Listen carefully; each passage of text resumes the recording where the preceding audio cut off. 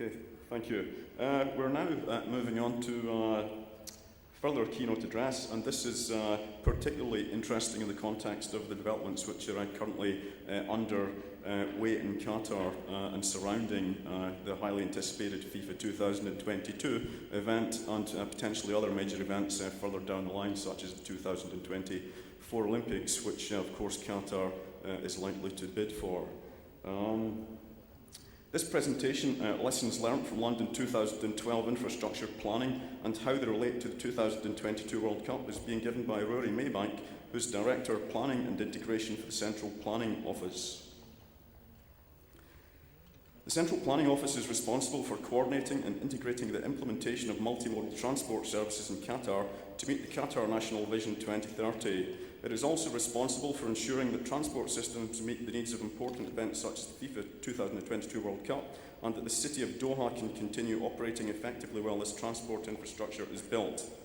Prior to joining the CPO, Maybank was the project sponsor of utilities for the Olympic Delivery Authority in London. He was, on behalf of the UK government, responsible for the procurement and implementation of all utilities infrastructure at the Olympic Park, including construction of a sustainable power station, the UK's largest district heating and cooling system, the UK's largest urban wastewater recycling plant, and new networks for electricity, gas, water and communications. Maybank's experience also includes programme management of the design and construction of the Millennium Dome, now the O2 in London, and a number of international military aircraft projects in conjunctions with British Aerospace Systems. So I'd like to welcome Ruari Maybank to the stage. Thank you.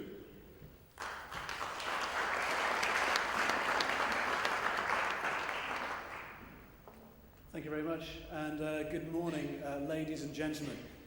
So thank you for that very kind introduction. I am a project director in Atkins, an engineering consulting company operating here in Qatar.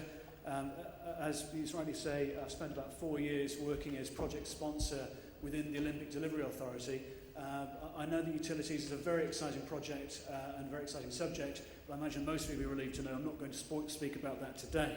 What I'm going to talk about is our general approach to the design and implementation of the Games, and also to provide, perhaps if you like, a visitor's perspective of the transport experience into the Games and how that illustrates some of the lessons from London 2012, which I believe are pertinent to the state of Qatar.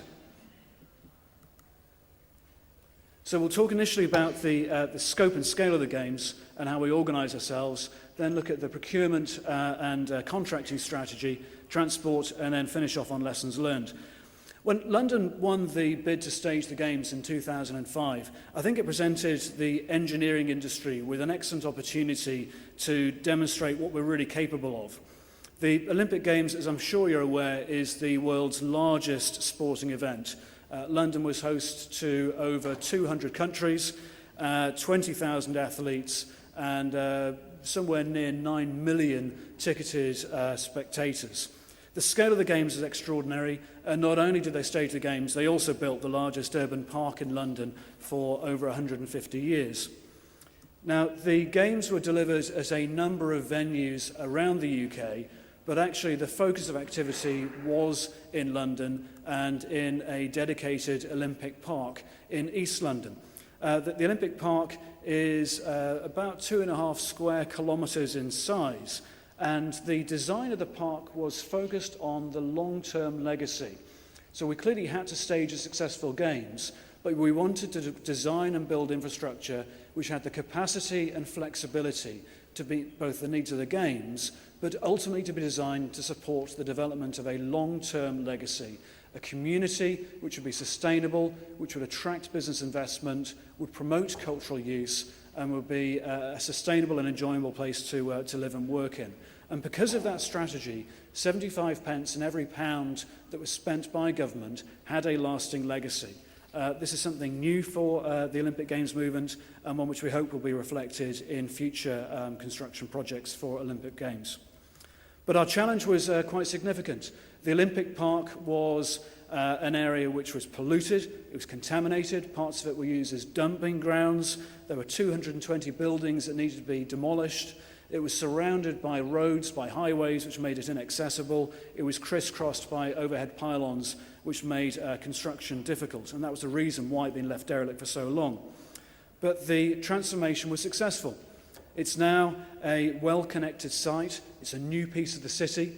It has new operational schools, health and medical facilities, community facilities. There's 1 million square foot of employment space, of course, state-of-the-art sporting facilities, and as I said, a big park as well, just to make life interesting for us. But the first thing we did was we set a plan. As the Olympic Delivery Authority, we set out our strategies, the key themes which we wanted to follow, which were established initially during our bidding process, and we established a baseline plan. In fact, our plan was to spend 2 years developing the planning permissions, the detailed project plan for implementing it and procuring the services, to spend 3 years constructing it, and then leave ourselves a year at the end to commission and test the facilities, to fit them out, and to run test events before the Games.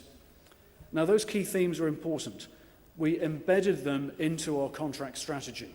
They were part of the procurement process, they were transparent, they were embedded into the contracts, and we mandated that our supply chain embedded those key themes and strategies into their subcontracts and into their subcontractor subcontracts. They flowed all the way through from client through to the full supply chain. As part of our procurement strategy, the Olympic Delivery Authority decided that it would accept appropriate risks. Then when managing a program on a scale of some, in Qatar real terms, 50 billion rials, there's an element of program risk which can be accommodated and some technical risk which can be retained at client level. We run contracts on a proactive, incentivized basis, so we incorporated contract terms to recognize the expertise of the supply chain and provide incentives for them to perform.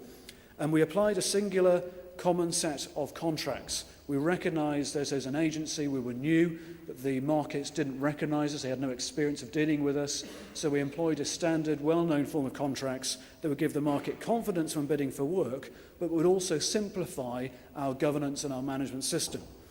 We also mandated through those contracts the employment of a singular management information system.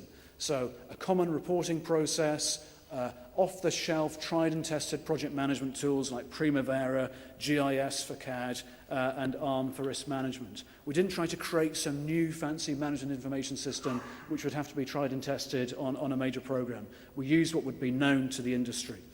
But we were mindful that while through contracts you can apply obligations, you can delegate risk, those risks don't go away. And you only get one chance to stage a successful Olympic Games. So we had to implement a robust and effective risk and assurance mechanism, perhaps more so than you'd expect to see on most programs of a major kind, let alone a major program on this scale. So we invested significantly in risk management and insurance. We employed a number of internal and external risk assurance bodies. We also engaged in a significant education campaign, focused across all of those key themes, and also ensuring that the industry was brought up to speed on the contractual terms they were signing up to. Not all industry partners understood the contracts. It was important that they did so. Now, I could talk at length about the different themes, but to pick on health and safety as just one particular example, in that area we set ourselves a high target for achieving a good health and safety record. We provided on-site medical facilities, we provided free medical checks for all workers, we mandated the passing of an industry-recognised safety training scheme before people were allowed onto the site, and we continued an education and promotional campaign and set about creating a culture which would promote the sharing of best practice, which would promote health and safety. And the achievement was dramatic. We had a health and safety record which was 7 times better than the industry record. 80 million hours worked without a single fatality. This is the first modern Olympic Games in which a stadium has been built without the loss of life. A tremendous achievement, and actually achieved through quite simple measures of education and culture. And that was led from the top. Clients can make a difference. In terms of the governance structure, in my experience, one of the common reasons why major projects fail is either a lack of understanding of the requirements at the outset, and as a consequence of that, a lack of control over change. So we established a robust governance system to enable us to have that robust control over change, but also to manage change in an effective and timely manner when it did come up. As I mentioned earlier, we had a budget of around 52 billion riyals. It was supported by a dedicated government body which controlled the release of funding into the Olympic Delivery Authority. We established our own internal governance system to ensure we had tight control over change and that it was coordinated, because a change in one part of the organisation can have an impact on others, sometimes in ways which you might not expect. The Olympic Delivery Authority remained responsible for policies, for budget, for scope, for business cases and for stakeholder engagement, but we employed a delivery partner, a PMC if you like, to actually carry out the construction and project management on our behalf, to manage the risk, the programme and the contract administration and the site logistics. Now, during the course of 7 years, the Olympic Delivery Authority, oh, by the way, we delegated authority as well. So we said the PMC, any change that was less than 1.5 million riyals, they could just make that decision on themselves. Come back and tell us on a monthly basis what changes you've made, but just get on with it. And if we think you're abusing your powers, we'll take them away. So we were dealing with changes over 1.5 million riyals, and over 7 years, we managed some 6,000 changes, all of which had to be coordinated internally and with government. If you look at our, if you like, our partner organisation, LOCOG, which was responsible for staging the games, they had 3,000 changes. So we had 9,000 changes for a programme which had a value of 50 billion riyals. That's a lot to manage in a short period of time. I'm going to come back to that later as part of the lessons learned, but now what I'd like to move on to is transport, which I think is particularly pertinent to the state of Qatar. And we'll start off by talking about the challenge and the strategy, and then I'll show you some pictures that I took on my journey which helped to illustrate how that worked. So the challenge was to provide transport infrastructure which would cater for up to 1 million extra journeys on the busiest days, to provide safe, secure and resilient transport for all client groups, and to keep London and the UK moving while the games were taking place. Our strategy was quite simple: to provide a public transport games, to provide priority for athletes and officials in the Olympic family, but clearly visitors and the press are also important too, and to utilise our wide range of public transport infrastructure that was already there. But the road system, it's got medieval backgrounds. The rail system is Edwardian in parts. It needed significant infrastructure, significant investment to provide the resilience and capacity that was needed for the games. And we plan to complete that investment 1 year ahead of the games to enable it to be tested and tried out and proven before the games started. 1 year before the games, we also launched a communication strategy. We provided free public transport to people who had tickets to go and see the games, and we provided a website through which they could find integrated information about their total journey from their entry into London through to the venue in the Olympic Games. And that was hardwired into live management information from a wide range of transport services providers, and also provided links so that people could book tickets for international or national travel if they needed to. Never done before in the UK, a wonderful legacy which we've left behind.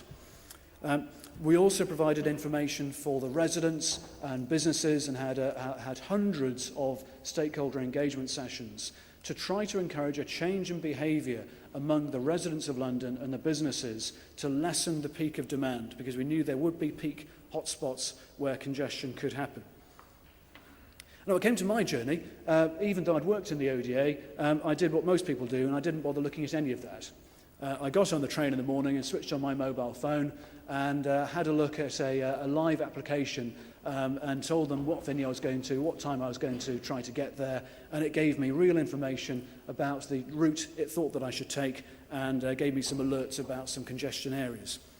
I got to Waterloo Station, and I was supposed to meet my friend Liam, and the first thing that struck me was all the usual signage was there, but it had been supplemented by this very bold pink signage, this additional wayfinding information, which was telling me which way I should go if I was going to certain Olympic venues.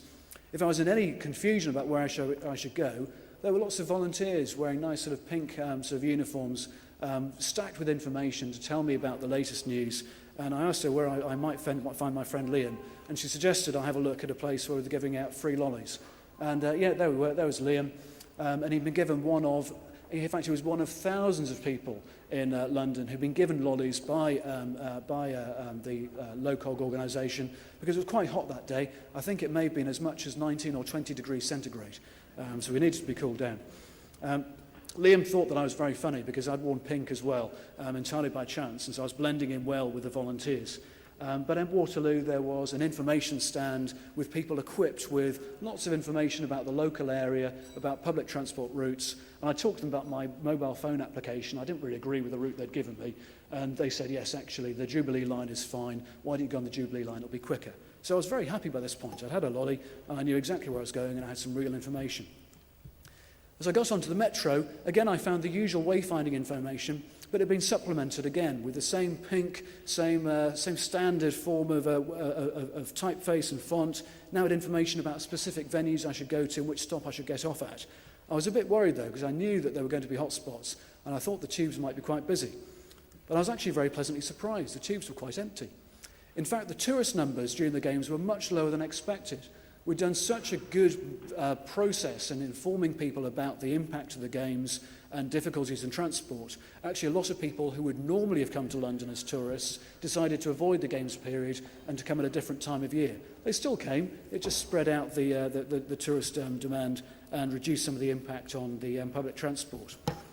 We didn't rely just on the metro. There were also bus services, which were clearly signed, and also on the roads, we'd created specific lanes, an Olympic route network, which was a priority route for Olympic athletes and officials and members of the Olympic family, so that they can move around London quickly. Those lanes weren't dedicated, they were only used at certain times when congestion was getting quite bad. In actual fact, 1 in 5 motorists, because of the information we provided, avoided the roads during the games, and in fact vehicle numbers were down by about 17% during the games. So we used the Olympic route network as dedicated lanes on very few occasions, which kept the Londoners feeling quite happy. But when I got off the train at Stratford, I found myself faced by now larger wayfinding information, big pink signs, much easier to see. The crowds were getting a bit more dense, and there were some people sat on high chairs with megaphones encouraging me to move along with cries of "Oggy, Oggy, Oggy." And the sense of crowd excitement was getting better. What I didn't know as a spectator was that my mobile phone was being used to support crowd flow modelling and management. That they'd brought about Wi-Fi detection. So they didn't look at information on my phone, they simply detected my phone as having a Wi-Fi signal. And they got a feeling for the numbers of people that were moving around the City of London in various points. And by looking at that crowd flow, they were able to forward plan and make sure, for example, they had enough security staff at the security gates to ensure that people passed through into the Olympic Park with a minimum of delay. And I must say, given my experience at the Millennium Dome where they had issues with security control, I was very pleasantly surprised to see that I got through security in less than 2 minutes. On the Olympic Park itself, a very accessible area. Now the wayfinding signage, still with the same branding, now with some more live information, some more detailed information, but much bigger. In terms of accessibility, there were no curbs. People in wheelchairs could move around very freely. In fact, they could move freely from the point at which they landed in London by air or by train all the way to the seat of the Olympic Park. Because when we've been designing the transport infrastructure and the venues, we had accessibility consultants to ensure that we had consistent standards and considered the end-to-end journey. There were some electric vehicles to provide people with mobility issues the facility to move around the park, because the main method of movement, of course, was pedestrian. As you walk around the park, you'd also see that the park had been designed with gentle gradients. Those are gradients which will stay there for the legacy, also to provide accessible pedestrian and people with mobility issues to move around. Here's a picture of the aquatics venue, which during games is one of the largest venues, but actually in legacy there's not that much of a requirement for a 22,000-seater aquatics venue. And so we'd embodied our sustainability values in venue design by building these temporary wings on the side. These provide the additional seating needed for a World Olympic Games event, but they're taken down after the games and replaced with these beautiful glass panels to provide natural lighting into the venue. So we avoid leaving a white elephant that has no sustainable legacy value and provide something which is actually more intimate and a more exciting venue to be at. The wayfinding signage as you got towards certain points of destination, such as here we have the velodrome. Again, more detailed information, more detailed maps to meet the needs of visitors. I must say that the signage was something I was very impressed by. It worked very well and got me there without distraction. Liam, I'm afraid, did get a bit distracted by some of the wayfinding information, but I managed to bring him back on track and got him back to the velodrome on time. So if we can summarise with some of the lessons learned from that sort of very brief overview of the London 2012 event. Firstly, it's really important to set a baseline, to set a master plan for what you're going to try to build, about who's responsible for building it, what the scope of work is, and to do that early on in the process. You can't manage change without having a baseline against which to manage it from. Planning to complete infrastructure 1 year ahead of the Games was vitally important to allow time for testing. It also provided us a buffer for those projects which encountered difficulties and needed extra time to complete. Establishing a singular set of program management controls, rigorous timetables, and supporting decision-making process was crucially important. We needed to make a lot of decisions in a short period of time. We couldn't afford to wait for a month or 2 months until the next time when a minister was available. We had to make decisions there and then. And we had to empower our PMC in order to do that. If we look at the state of Qatar, we had a 50 billion real investment in London 2012 over 7 years. I imagine we're looking at something in the order of 10 times that over the same period of time. 9,000 changes, 90,000 changes. We need to make sure that our major programs have got effective decision-making and governance systems in place to enable them to be delivered on time and to control change. Very important as a client to establish policies, but not just to say this is our policy and our strategy, now go and do it in the contract. You need to support that with robust governance, with training, and to ensure that they are flowed down through a singular set of contracts. And you only get one chance to do a project of this scale, and it's got to be done right first time. So make sure as well you're supporting it with a number of different measures, auditing, training, and just practical support. Having somebody that people can phone up and say, how do I do this? What's the best practice? Setting up best practice sharing mechanisms. There is sometimes a culture of contractors. This is our contract. We can't tell people about our fears.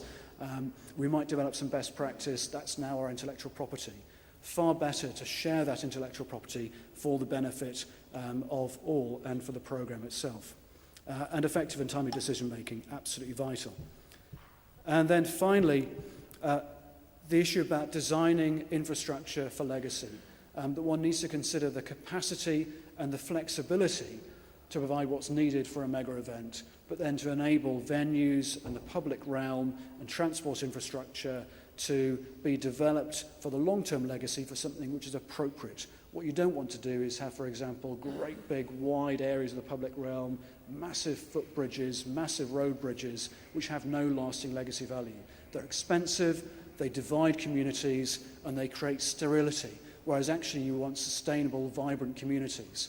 So, for example, with some of our bridges, we had wide pedestrian bridges to support the footfall during the Games, and after the Games, we had temporary elements in the middle of those bridges which could be taken away, so they look more like traditional footbridges, and we create the opportunity to create green space in the middle to make something which is more amenable to the public and to society at large.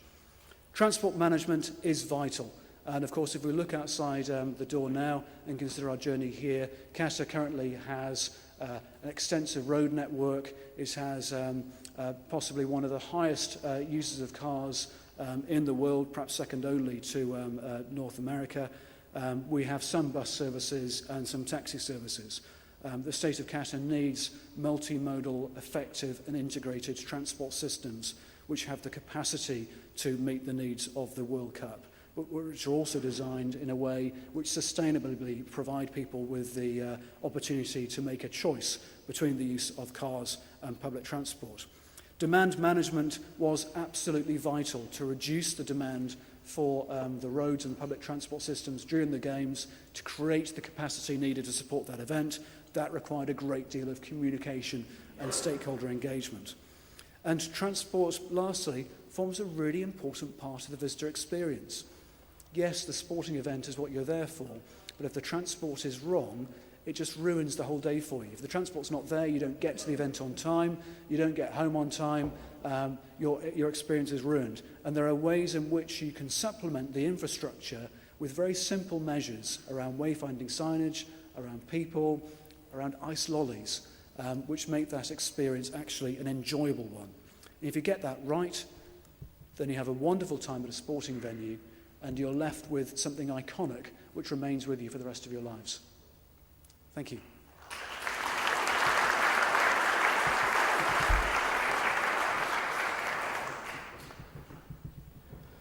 Thank you, Rory, for a fascinating and highly pertinent insight into the delivery of the infrastructure and associated developments that go with a large-scale event such as the Olympics. I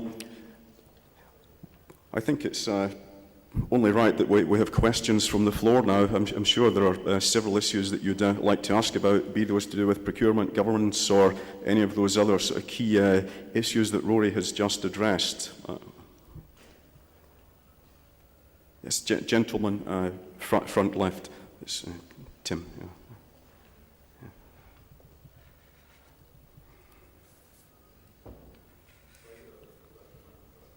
Yes, sorry, Tim, just behind. Hello, can you hear me? Can you hear me? Okay. Sure. The earlier presentations were very much a description of what's going on in Qatar, and I think it's commendable what Qatar is trying to achieve in such a short time. This presentation we've just seen has summarized lessons learned, which I think we need to look at very rigorously here in Qatar based on our experience. And I'm still very interested to hear from Qatar developers what the critical elements are of the development planning and coordination that's going on here. I know the CPO is working hard to make sure that development is coordinated. And I just wondered how what we heard from the previous gentleman, what's the name of the firm? The Qatar, Hyatt, yeah, sorry, I knew it had a K in it somewhere. Just to see how those kinds of developments, which are developer-led, are stitching in with the public planning that CPO is doing here in Qatar. Yes, a question for you actually, as a comment and also a question about how CPO is applying some of the knowledge that was acquired in London and the lessons learned to what's going on in Qatar. Okay, thank you. So the Central Planning Office has been established as a department within the Ministry of Municipality and Urban Planning to play a pivotal role in enabling the implementation of world-class infrastructure. Our focus is very much on achieving the strategy set out in the Qatar National Vision for 2030, so about providing sustainable and integrated and effective multimodal transport systems to meet the long-term need, but to work with the Supreme Committee for 2022 to ensure that transport infrastructure has the capacity and flexibility to meet the needs of the World Cup. We're working very closely with other government agencies and with developers which are affected and will be supported by that transport infrastructure to ensure that the infrastructure is designed in a way which supports the adoption of multimodal transport systems, which encourages the move away from cars, but also which adds value to the investment that's being made by private developers to ensure that their developments are integrated into the transport system, that it's accessible. There's no point in having a metro if it's not near to points of destination, if you can't cross the road to get to the hospital that it serves, if you don't have the ability to move to the museums in which tourists will go. So it is very much our aim to work with the delivery agencies, which are quite rightly focused on delivering the infrastructure, but also with those planners and developers to ensure that we have integrated infrastructure. And design of the public realm is very important to that. That the responsibility for transport infrastructure doesn't stop at the sliding doors of the metro station. It's about how one moves from one mode of transport to another and how the public realm is integrated to provide access. It's an area which has started. We have a number of working groups in which we are bringing some key developers in to talk about the design, the sequencing of construction, because not just the long-term need, but also the process of building needs to be considered. We need to ensure that the state of Qatar continues to be a place where people can live and work, and actually a place which encourages an increased tourism industry as well. If the World Cup is going to be successful, we need to have an established tourist industry, I suggest by 2016, 2018, so that people recognise Qatar as a destination of choice and then therefore want to buy tickets to come and see some wonderful football here. Thank you, Ruari. That's an excellent question and an equally excellent answer. Gentleman midway down. Saad Bashqa, project manager from Qatari Diyar Saudi Bin Laden Group. You spoke about the ODA being a client which has authority of appointed contractor and suppliers. In CPO, do you have real authority or governance over influential clients like Ashghal, Qatar Foundation, Qatar Rail? Thanks. No, we don't. The Central Planning Office is our aim is to play a pivotal role to provide participatory governance which encourages and enables the implementation of world-class transport infrastructure, but we are not an authority. We do not direct, we provide advice and recommendations, and we facilitate interagency working. So we have established a number of working groups which bring a wide range of stakeholders together to face common and critical issues and to ensure that we develop solutions which are suitable across all stakeholders, to provide a sense of independence, robustness and consistency, but ultimately to facilitate cooperation and coordination between agencies in the delivery of integrated infrastructure. Thank you. Do we have any further questions? Well, actually, one question which I personally would like to ask is of Ruari. Given that London has highly developed infrastructure, and of course you're dealing there with all of those issues which are associated with an inner city site, how do you compare that with the situation that you're now dealing with in Qatar? And do you see the fact that the infrastructure here is as yet relatively undeveloped as being a positive or a negative, given the timescale that you have for this major event? That's a good one. I'd say there's two sides to that answer. And I'd say the first is that we're trying to build here in Qatar something which is unprecedented, an unprecedented scale of investment in transport infrastructure. If one looks at the scale of the metro project, we're trying to achieve something which I don't believe has been achieved anywhere in the world before. But actually, I take some comfort because I look out of my car window as I drive into work, I look out of my office window and I see what the state of Qatar has achieved in 10 years. And when one thinks about what, for example, the West Bay area looked like 10 years ago and what it's like now, that gives me a tremendous sense of optimism that we have a country with the governance, with the leadership, with the will and the support of industry to make it happen and to ensure that we have a successful World Cup. When I look at what we are planning to do in terms of the road infrastructure, developing buses and taxis and water taxis and metro, I think we have a great opportunity which perhaps other countries have not been able to seize. So, for example, the opportunity to create truly integrated transport infrastructure and get it right first time, to introduce integrated ticketing and have it there from the get-go. And if you look at London, it took London over 10 years to introduce integrated ticketing, even in its first stage of infancy, and it still hasn't been fully rolled out because you have institutional frameworks which are simply not established to support that. We've got a tremendous opportunity to get it right first time, and I have every confidence that we will get it right first time. I think that one thing we do need to think about is how much time we need for testing. In London, we gave ourselves 1 year for testing infrastructure. before the events, because what we were really doing was we were enhancing the infrastructure. We were making the platforms longer, we were providing more rolling stock, we were improving the signalling systems to increase the capacity of the stations and the transport systems. But it was established. We had the governance systems, we had the management systems in place. We were just adding to it, and we were integrating it. Here we're doing it first, and that's very exciting.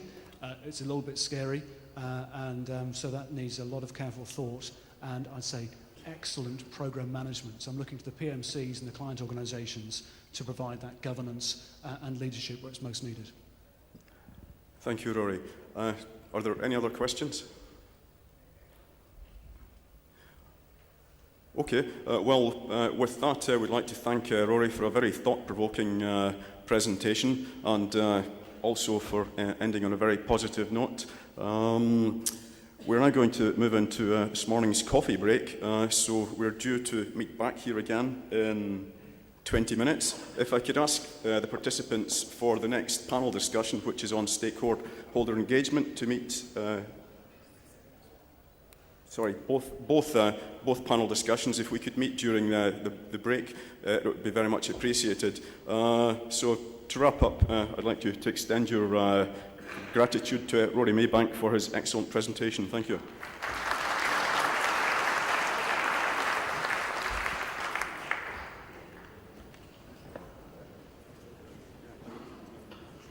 Ja, ik ben dank, dat is